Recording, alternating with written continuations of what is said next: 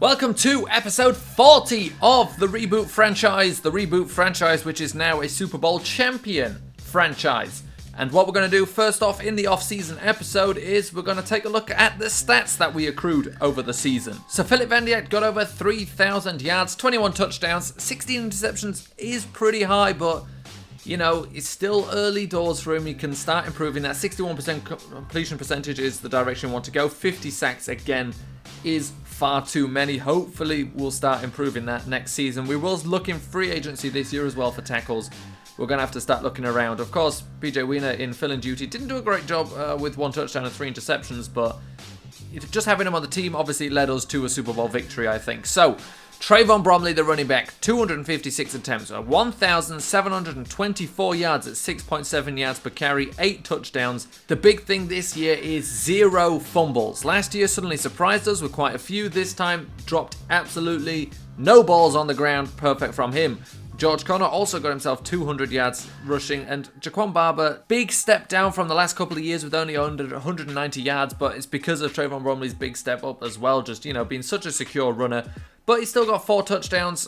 George Connor got 3 rushing touchdowns. Philip Van Dijk got 5.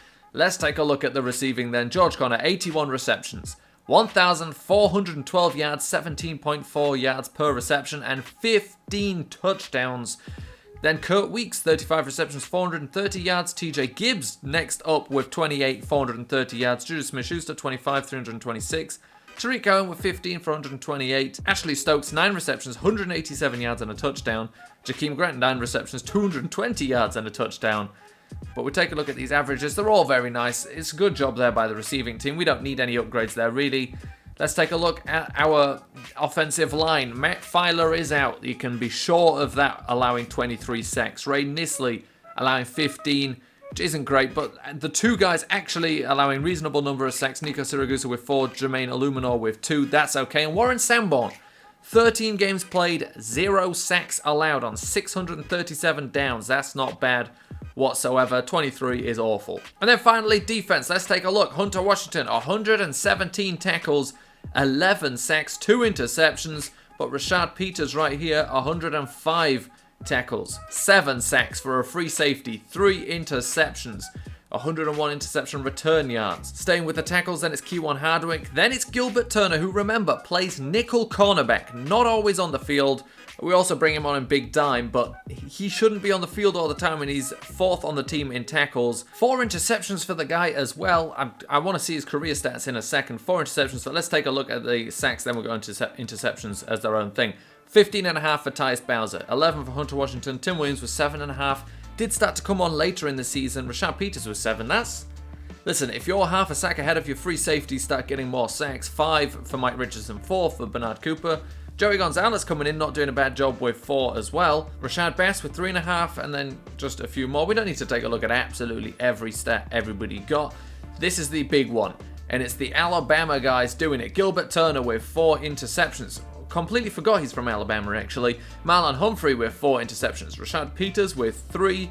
Then Hunter Washington with 2. And Casey Jacobs with 2. Those are our only guys getting interceptions. And to be honest, I'm completely fine with that. So we've got one guy taking care of the middle, one guy taking care of deep. And then, you know, you've got your cornerbacks who should be getting interceptions. And your strong safety doesn't need to be getting interceptions.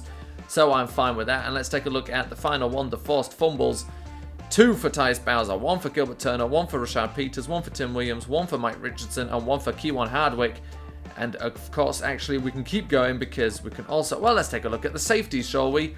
1 for Mike Richardson, 1 for Hunter Washington, 1 for Rashad Bass, 1 for Lindsey Moy, and 1 for Darrington Boyle. And then the touchdowns, 2 for Rashad Peters, without a doubt, of course, should have been first in voting for the Pro Bowl. Just don't understand how he didn't win any awards. Then 1 for Hunter Washington, 1 for Tim Williams, 1 for Marlon Humphrey, and 1 for Casey Jacobs.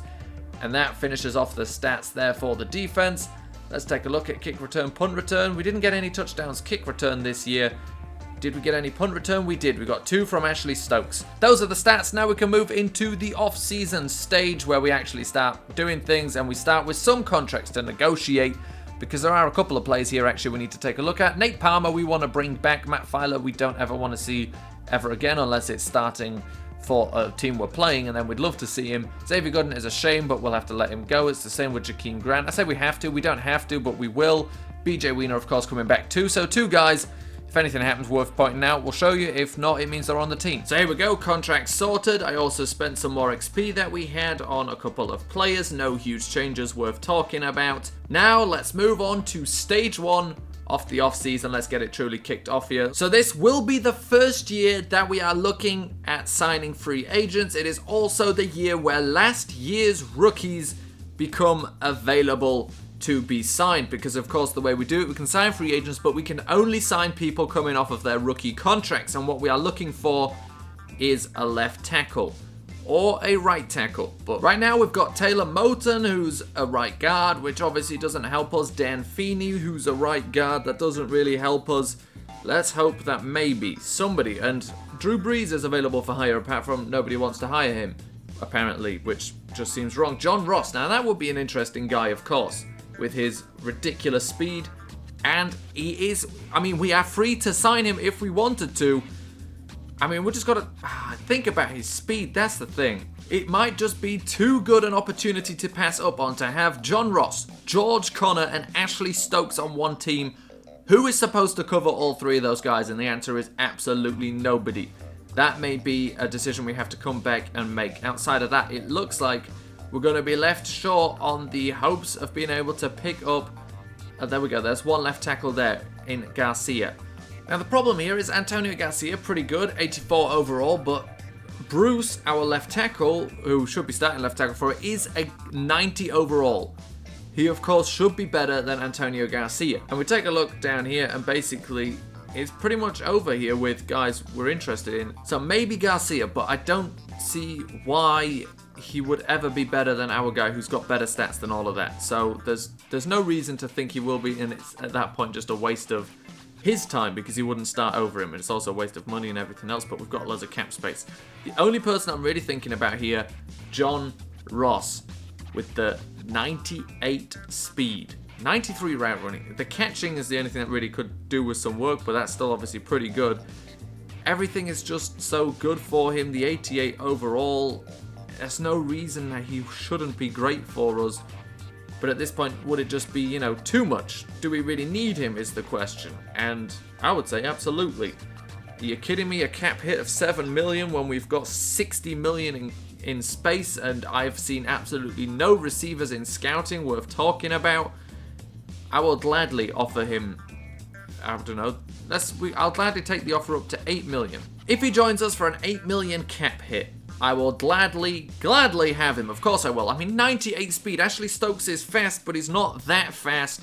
And the route running of 93 is incomparable. We will make the offer. If that makes us number 1, that's fine. If it's not good enough, then it's not good enough. It's between us and the Bears. I'm leaving it there. I'm not going to try and get 92 points. If he chooses us, he can choose us. If he doesn't, he doesn't. That's fine. There's nobody else here to take. I'm slightly interested in, you know, grabbing Dan Feeney and seeing if he can play right tackle for us, but I doubt that. Obviously, I don't want to go too crazy now on picking everyone up because it's unnecessary. It's nice stats, but they're also not that crazy. Let's see what Motai has actually, just in case he...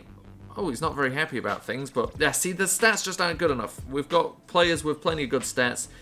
Obviously, Gerard Davis would be pretty interesting pickup, but literally the last thing we need is a middle linebacker, although we still will be looking in this draft because we can move out Rashad Bass to outside, but we're not going to do that. We're not going to get depth in free agency. We can pick up players that will start for us, and John Ross would start for us, because at the end of the day, although we knocked out Ashley Stokes to the number 1 spot, didn't actually get that much done. And although TJ Gibbs is okay and actually pretty nice to throw to because he can pretty much be sure that he probably will make the catch, playoffs he didn't make some catches, and speed will always be a problem. To put 3 of the 3 fastest receivers in the NFL on the same field together next to each other would of course leave, you know, the defense just scratching their head for answers. Let's advance the week. Maybe we get John Ross, maybe we don't. And there we go, we do not get John Ross. Let's see. Okay, just says he's rejected the contract.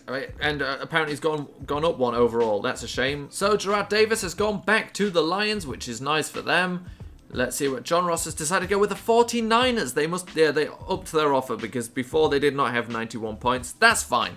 listen, I'm alright with that. Like I said, we'll give an offer of what we're happy to pay. If he doesn't take it, that's fine with us. Now, we're no longer looking at free agents because there's no one that can answer anything for us. Unless Garcia happens to still be available, and then we will take a look. Let's finish off our scouting. And of course, now everything becomes a lot easier with the combine results. We still have to finish off the wide receivers, but we can save ourselves some time because we can just now judge them by their combine results and see if it's even worth looking at what results they get when we scout them. So that's wide receivers looked at. A couple of guys that we've starred that potentially could be okay, but really, it's looking pretty bad. These two guys theoretically, but let's take a look at their results. Not fast enough for me at a 4.53, although he is draftable. Jordan Liu, again, is draftable, but at a 4.53, the exact same speed, not fast enough for what I personally would want. Tight ends, I'm literally not looking at all this year, and with those low rounds, it isn't worth it. We have got enough tight ends for the next 5 years. We've got too many, as a matter of fact, and then it's just defensive ends and defensive tackles. Again, not too interested, but I will take a look, but I'll base it off their combine stats. Defensive tackles, a combine stat heavy. You want 32 on the bench or better, and a 5.1 or 5'10", 40-yard dash or better. And then all of his scores, irrelevant of what they are, all his scores must be C+ or better. And defensive ends are the same in terms of being combine heavy, 4.85 40-yard dash and a 7.423 cone. And they need to have a B-, they need to all be at least B-, and then have tackle finesse moves or power moves B or better. And that is how you look at those. I'm going to take a quick look at these, obviously not go through it with you. This would make the video far too long. Now we're going to be able to spend almost all of our last points here on Charles McIntyre, the defensive tackle out of Clemson, a 6th rounder who grades very well for what we're looking for. If his final thing here is a C+, it is not.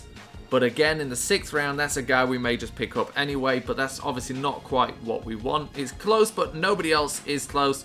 Maybe Griffin Owens, maybe Gilbert Cook. We'll have to take a look because we can only afford one of these guys as next one. And obviously if it's below a C+, it's not any good to us. So defensive tackles, absolutely Rashawn Cook and Roman Jacobs we can pick up. And why not add them to the draft board? Griffin Owens you can take a flyer on. Gilbert Cook will not be good enough. And Charles McIntyre in the 6th round.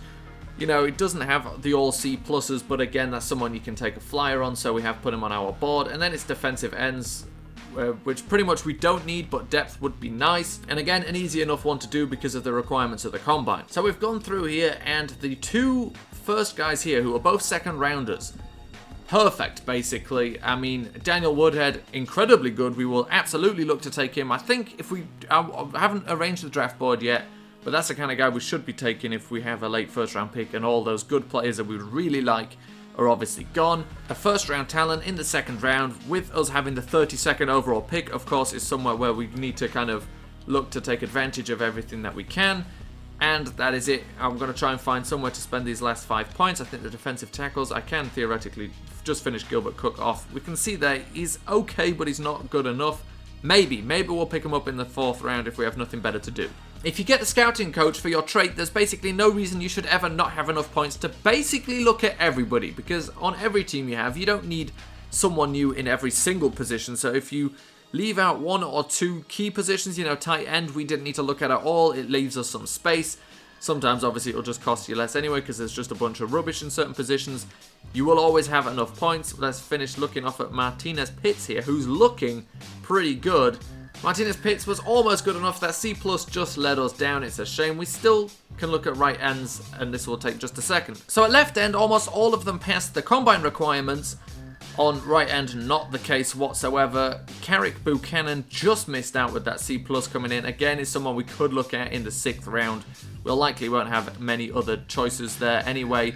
And these two guys in the 2nd round, again, very good. I'll have to take a look at what draft picks we've got. Hopefully we've got a couple of 2nd rounders because we can with these right ends and left ends, because right now there's quite a lot. And then I see why we had more points left over than I thought we would need, and that's because we didn't look at strong safeties. Now, strong safety we don't need, that's a fact, but of course we'd still would want to see if there's one worth having. And we can't take a look at any more, but also you can assume that considering the number 1 guy isn't good enough, the rest won't be good enough. So before we go into the draft, let's take a look first quickly at the free agency recap so we can see who went where, although, you know, we'll find that out when we play against teams anyway. So he went to Tennessee, Dan Feeney went to the Broncos, McDowell to the 49ers, Drew Brees back to the Saints. I think he's went away from the Saints, then has come back. Dominican Sue goes to the Chargers, John Ross to the 49ers, Fullback Roland goes to the Raiders, Smith to the Bears, Mixon to the 49ers. So you always see one or two teams picking up a lot of players. Seems to be the Bears and 49ers in this one. 49ers definitely, Broncos as well, picking up a few players. So they're loading up. We may see them at some point in the playoffs if they play well enough. Of course, we are both in the AFC. That is it for that. So let's take a look now at what draft picks we have. Then I will go ahead and sort out the draft board, all of that stuff, because of course I've still got to go back and look at all the people we've started so far and look at their combine results in certain positions. So that's a certain amount of time between then. But let's just take a quick look. I believe we can do it by looking at my team, at my roster, and we can take a look at what draft picks we have before we go into this draft. It's an important one because, of course, we're stockpiling for after a very successful season. It's always tough to come back from that and be as successful because you tend to have a little bit of a slump or a hangover. Let's hope we don't have that. We've got 2 second rounders, 2 third rounders, 2 fourth rounders. That's pretty nice. We'll still see in the draft if we can pick up some value for next year because, of course, we probably can't do too much in terms of the players we want with these picks. But we do have some options here. We've seen some nice players in the second round. Our first round is as good as useless basically back there. They've taken all the good players at that point. Not much we can do either to move up with our limited picks. But that will all be part of next episode where we go into the NFL draft.